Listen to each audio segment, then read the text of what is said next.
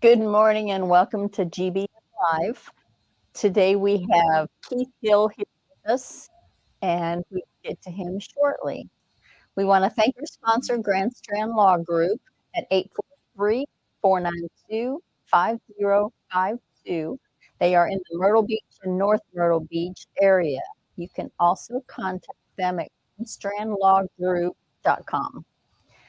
We want you to give permission to Facebook so we can view comments.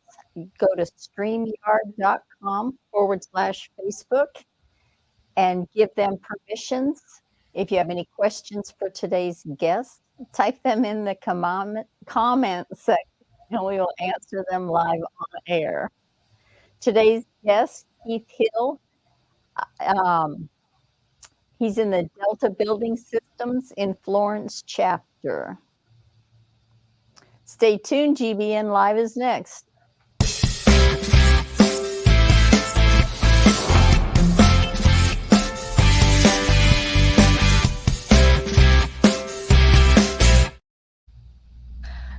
Good morning again. Sorry, it's not afternoon. Again, we have today's guest, Keith Hill, in the Delta Building Systems in the Florida chapter.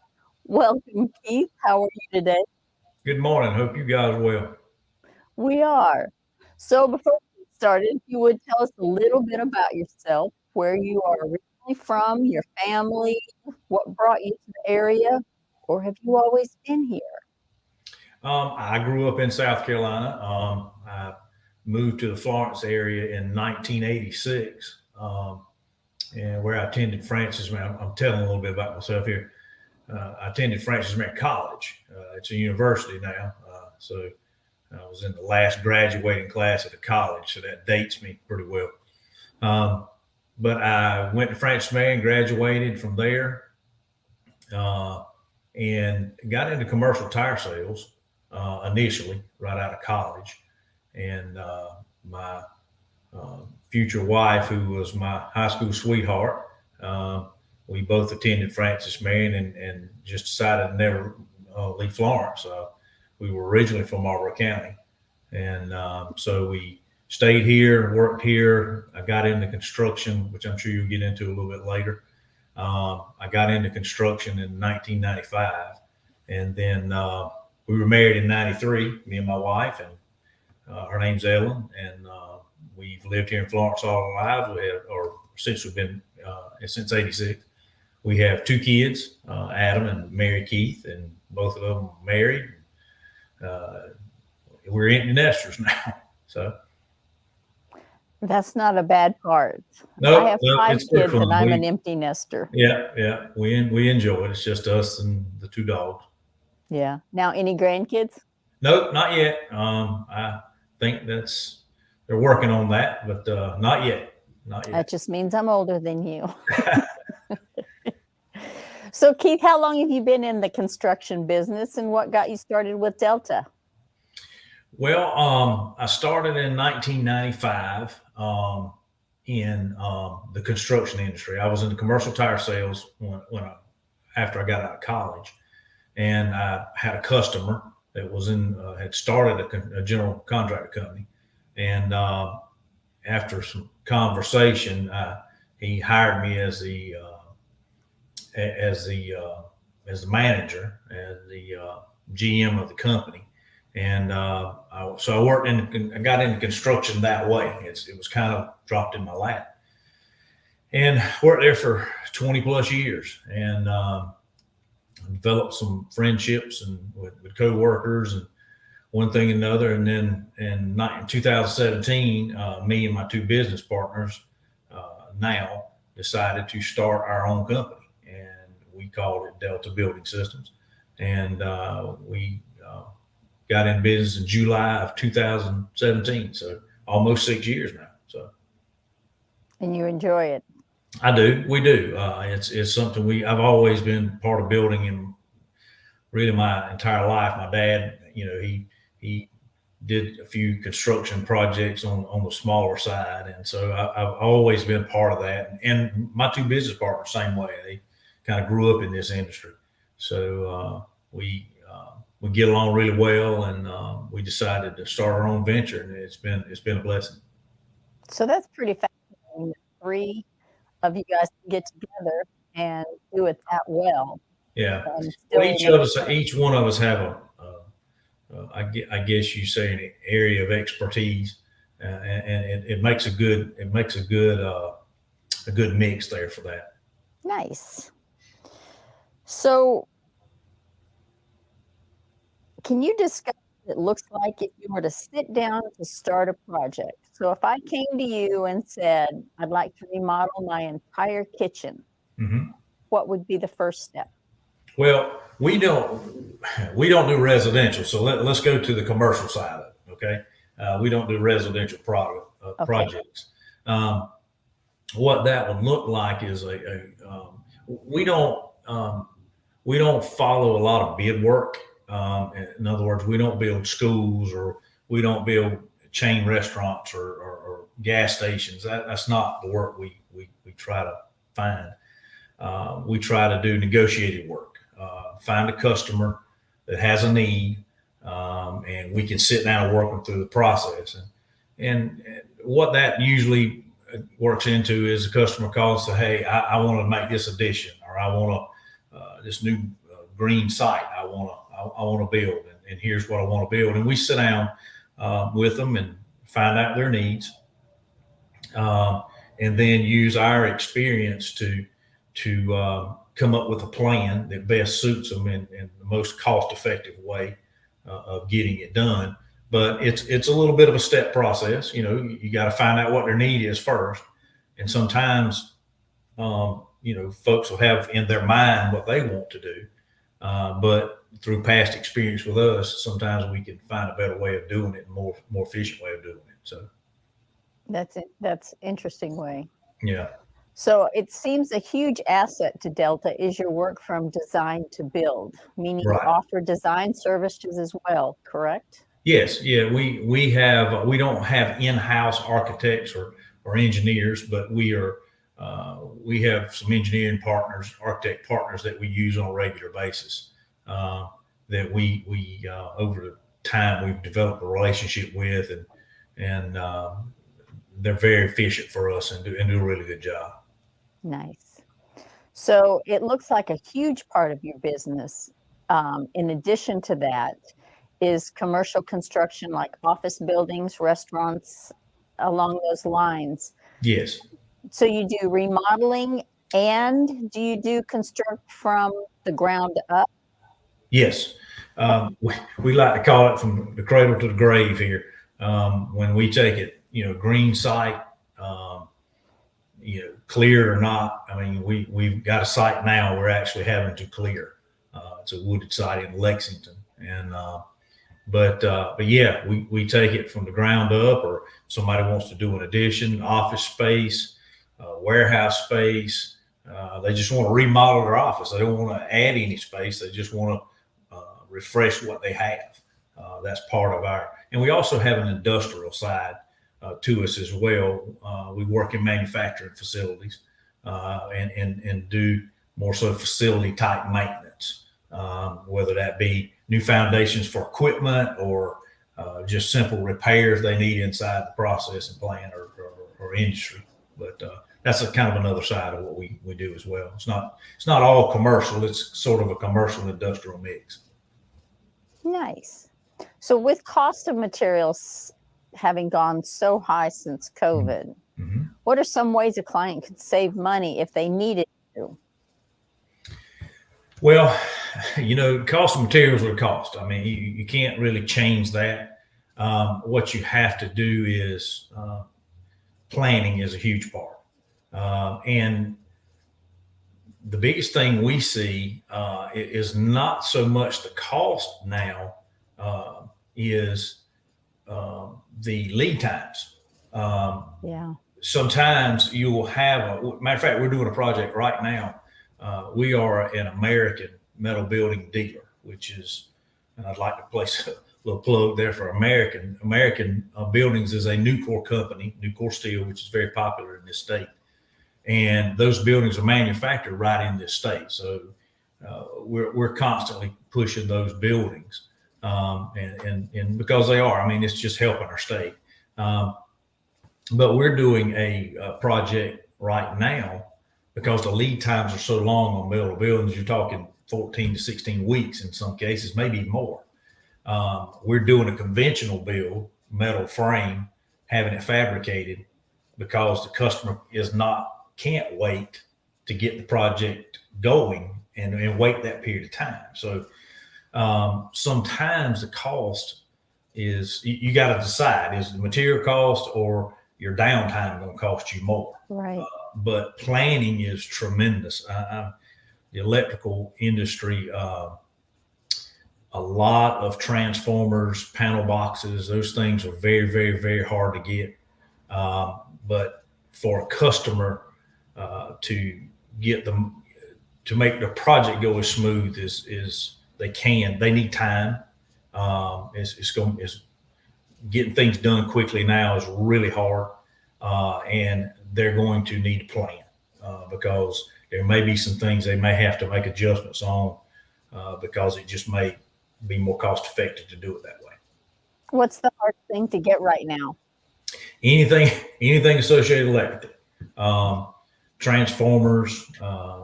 We priced a project the other day, and we transformer 300 days out. Wow. So those things, appliances are hard to get. Mechanical devices are hard to get.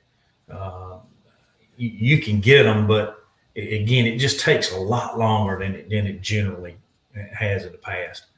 But electrical is the area. Man, it's just hard to get panel boxes. Matter of fact, I was talking to an electrician the other day.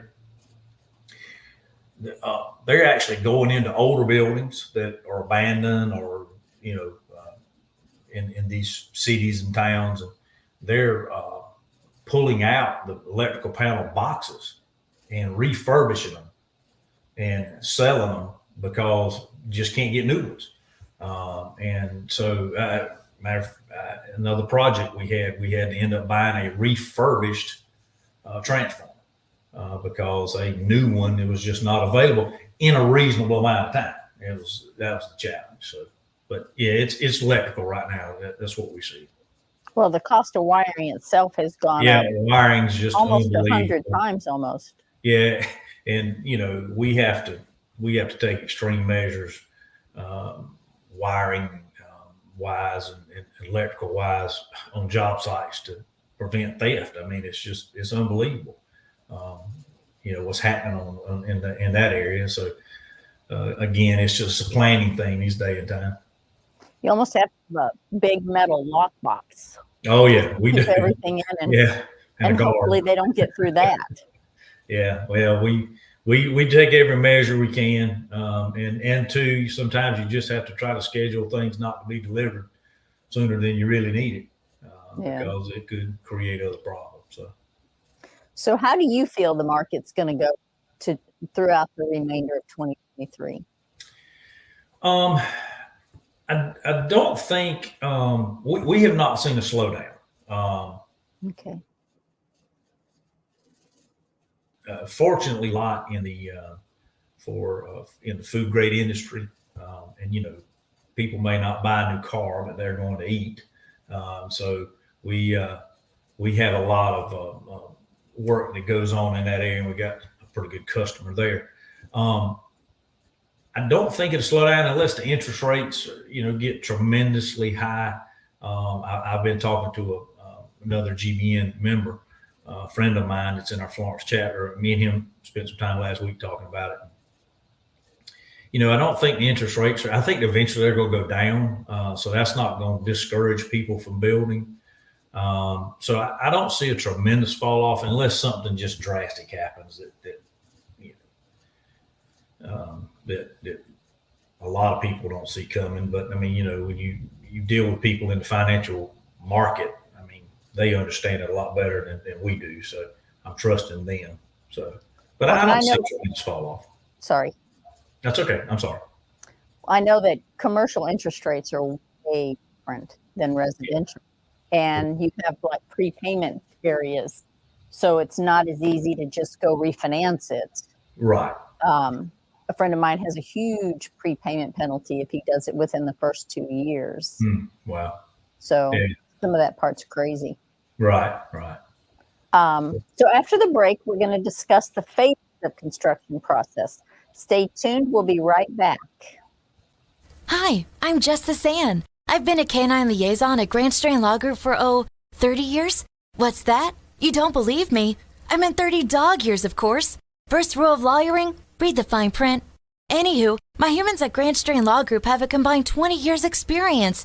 I know, not as much as me, but that's in people years. So yeah, still pretty impressive. Real estate, estate planning, or probate, you need GSLG. Grand Strand Law Group. Trust us, we have a dog.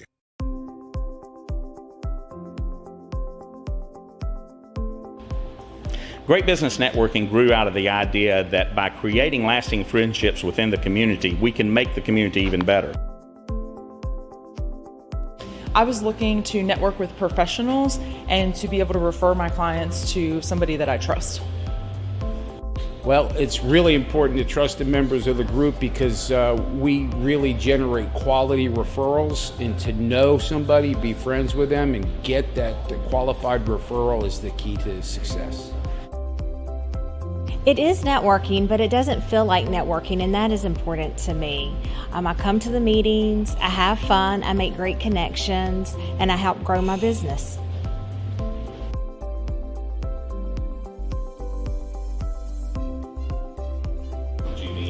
GBN, these are some of the best professionals in the market, and having that resource available to me, that's priceless.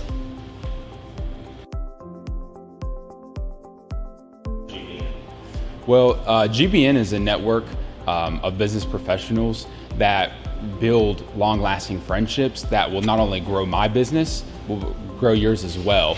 That's what referral marketing is all about. GBN really is the most important marketing for your business. Check us out today.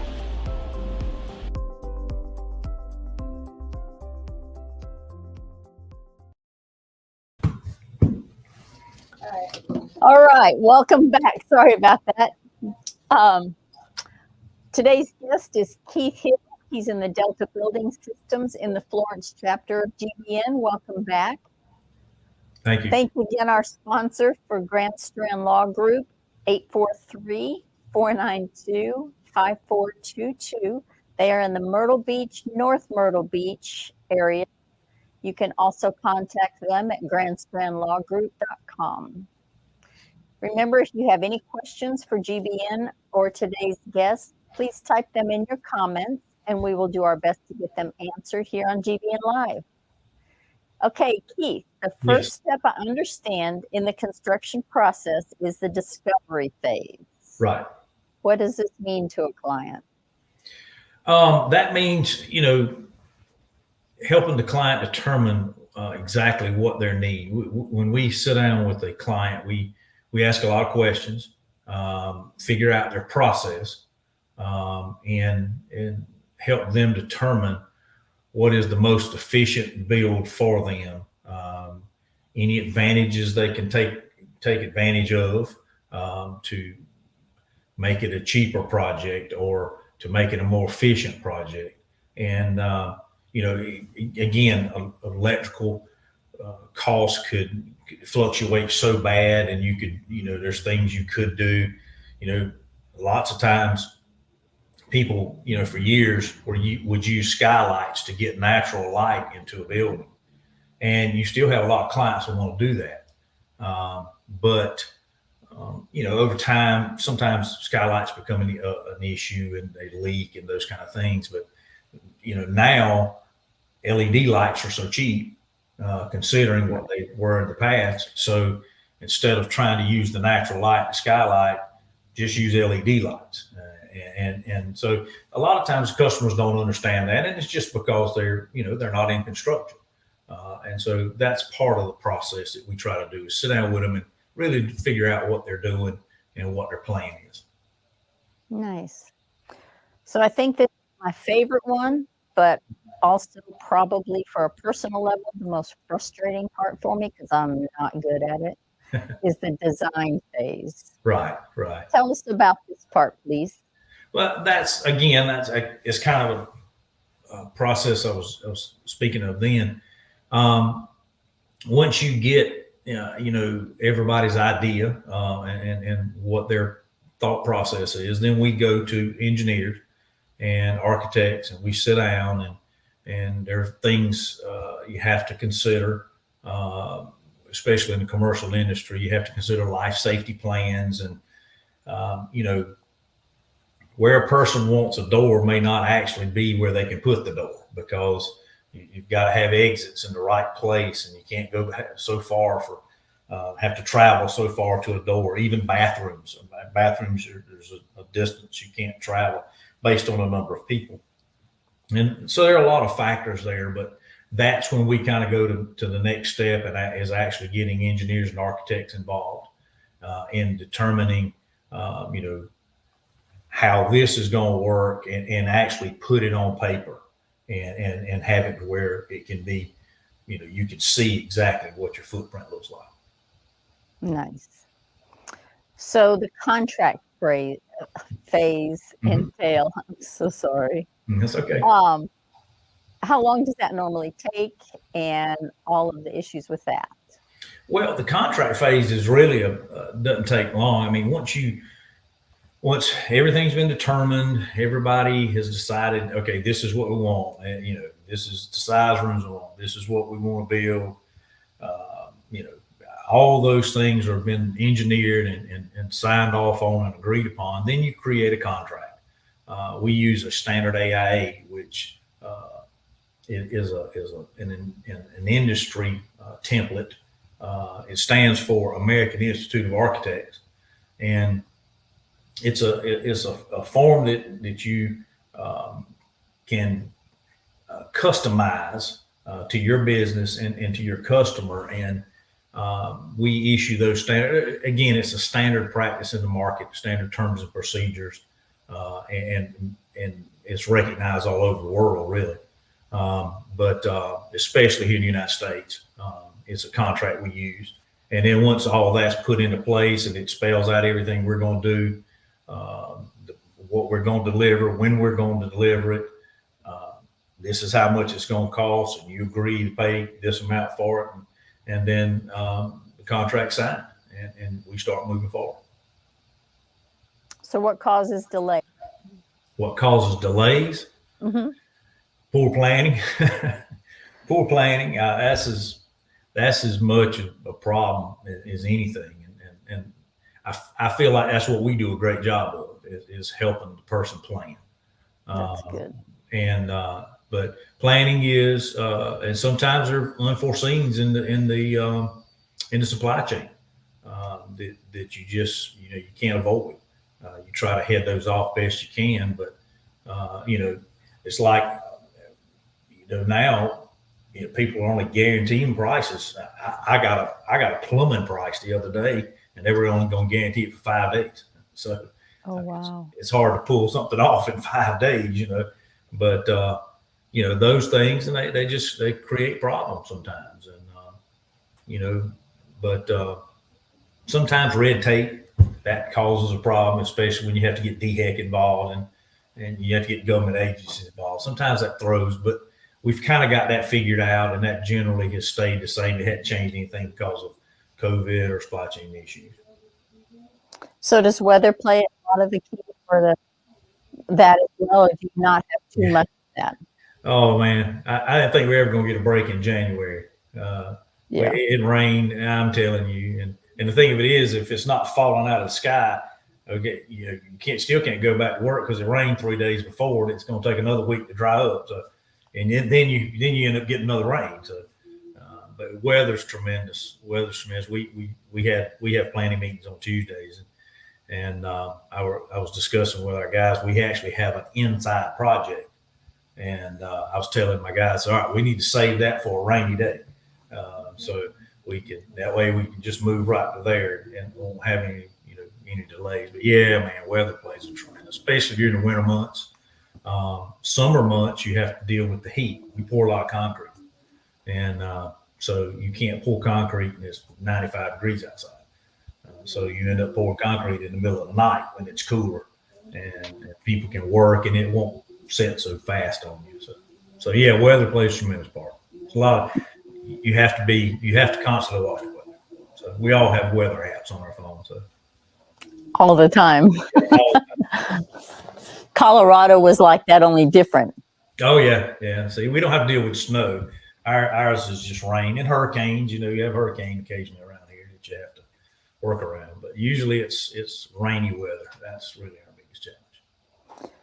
So let's move on to construction phase. Mm-hmm. I understand this is broken into two parts for you guys. Yeah, it sort of is. I would say maybe three. You have a mobilization side of it, where you just got to get things there, get people on site, get materials delivered, those things you need up front.